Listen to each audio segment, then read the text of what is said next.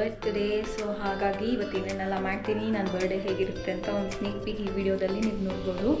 So ಮೊದಲನೇದಾಗಿ ನಾನು ಇವಾಗ ತಾನೇ ಜಸ್ಟ್ ಫ್ರೆಶ್ ಆಗಿ ಸ್ನಾನ ಮಾಡ್ಕೊಂಡು ಫುಲ್ ಫ್ರೆಶ್ ಆಗಿದ್ದೀನಿ. ಇವಾಗ ಮನೇಲಿ ಏನಿಲ್ಲ, ಮನೇಲಿ ಪೂಜೆ ಮಾಡಿಕೊಂಡು ಆಮೇಲೆ ಮಲ್ಲೇಶ್ವರಮಲ್ಲಿ ದಕ್ಷಿಣಮುಖ ನಂದಿ ತೀರ್ಥ ದೇವಸ್ಥಾನಕ್ಕೆ ಹೋಗೋಣ ಅಂತ ಪ್ಲ್ಯಾನ್ ಮಾಡ್ಕೊಂಡಿದ್ದೀನಿ. ಸೊ ಅಲ್ಲಿನೂ ಹೇಗಿರುತ್ತೆ ಅಂತ ತೋರಿಸ್ತೀನಿ. ನಾನು ಲಾಸ್ಟ್ ವ್ಲಾಗಲ್ಲೇ ಆಲ್ರೆಡಿ ದಕ್ಷಿಣಮುಖ ನಂದಿ ತೀರ್ಥ ದೇವಸ್ಥಾನದ ಬಗ್ಗೆ ಒಂದು ವ್ಲಾಗ್ ಮಾಡಿದ್ದೆ.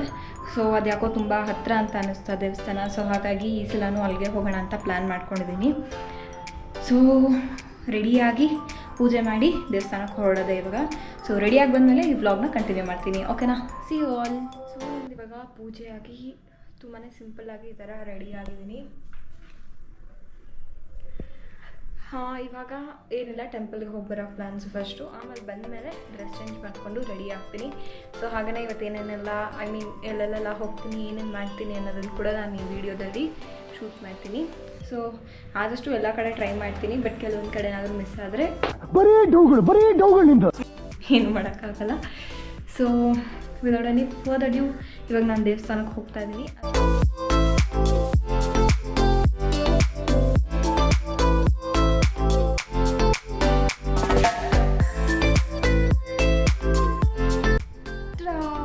ಇವಾಗ ರೆಡಿ ಆಗಿದ್ದಾಗಿದೆ. ದೇವಸ್ಥಾನಕ್ಕೆಲ್ಲ ಹೋಗಿ ಬಂದಿದ್ದಾಯಿತು. ಇವಾಗ ನಾನು ಫ್ರೆಂಡ್ಸ್ ಜೊತೆ ಒಂದು ಸ್ವಲ್ಪ ಹೊರಗಡೆ ಹೋಗಿ ಪಾರ್ಟಿ ಮಾಡಿಕೊಂಡು, ಪಾರ್ಟಿ ಅಂದರೆ ಜಾಸ್ತಿ ದೊಡ್ಡ ಪಾರ್ಟಿ ಏನಿಲ್ಲ, ಸಿಂಪಲ್ಲಾಗಿ ಚಿಕ್ಕದಾಗಿ ಪಾರ್ಟಿ ಮಾಡಿಕೊಂಡು ಬರೋ ಪ್ಲ್ಯಾನ್ಸ್ ಇದೆ. ಇವಾಗ ಹೊರಟು ಕೆಫೆಯಲ್ಲಿ ಏನೇನು ಮಾಡ್ತೀವಿ, ಏನೇನು ತಿಂತೀವಿ ಅಂತ ತೋರಿಸ್ತೀನಿ, ಓಕೆನಾ?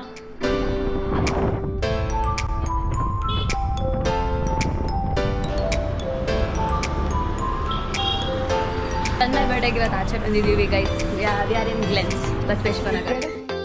ನಾವಿವತ್ತು ಬಸವೇಶ್ವರ ನಗರಲ್ಲಿರುವಂಥ ಗ್ಲೆನ್ಸ್ ಬೇಕ್ ಹೌಸ್ಗೆ ಬಂದಿದ್ವಿ. ಈ ಜಾಗ ಅಂತೂ ಚಿಕ್ಕದಾಗಿದ್ರೂ ತುಂಬಾ ಚೆನ್ನಾಗಿದೆ. ನೈಟ್ ಹೊತ್ತಲ್ಲೆಲ್ಲ ಮೇಲೆ ಕೂಡ ಬಿಡ್ತಾರಂತೆ, ಅದು ತುಂಬಾ ಚೆನ್ನಾಗಿರುತ್ತೆ. ನಾವು ಆ್ಯಕ್ಚುಲಿ ಮೇಲೆ ಹೋಗೋಣ ಅಂತ ಕೇಳಿದ್ವಿ, ಬಟ್ ಅದು ಬರೀ ನೈಟ್ ಮಾತ್ರ ಓಪನ್ ಇದ್ದಿದ್ದರಿಂದ ಇಲ್ಲೇ ಕೆಳಗಡೆ ಕುತ್ಕೊಂಡ್ವಿ. ತುಂಬ ಒಳ್ಳೆ ಪ್ಲೇಸ್. ಹಾಗೆಯೇ ಇಲ್ಲಿ ಕೇಕ್ಸ್ ಅಂತೂ ತುಂಬಾ ಚೆನ್ನಾಗಿರುತ್ತೆ. ನಾವು ತೊಗೊಂಡಿದ್ದು ಕಪ್ ಕೇಕ್ ಅಂತೂ ನೆಕ್ಸ್ಟ್ ಲೆವೆಲಲ್ಲಿ ಇತ್ತು. ನಾವಿಲ್ಲಿ ರೆಡ್ ವೆಲ್ವೆಟ್ ಹಾಗೆಯೇ ಚಾಕ್ಲೇಟ್ ಕಪ್ ಕೇಕ್ನ ಟ್ರೈ ಮಾಡಿದ್ವಿ, ತುಂಬಾ ಸಖತ್ತಾಗಿತ್ತು.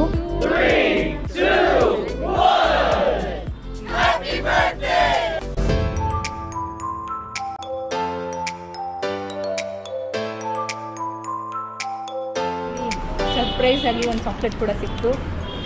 So thank you.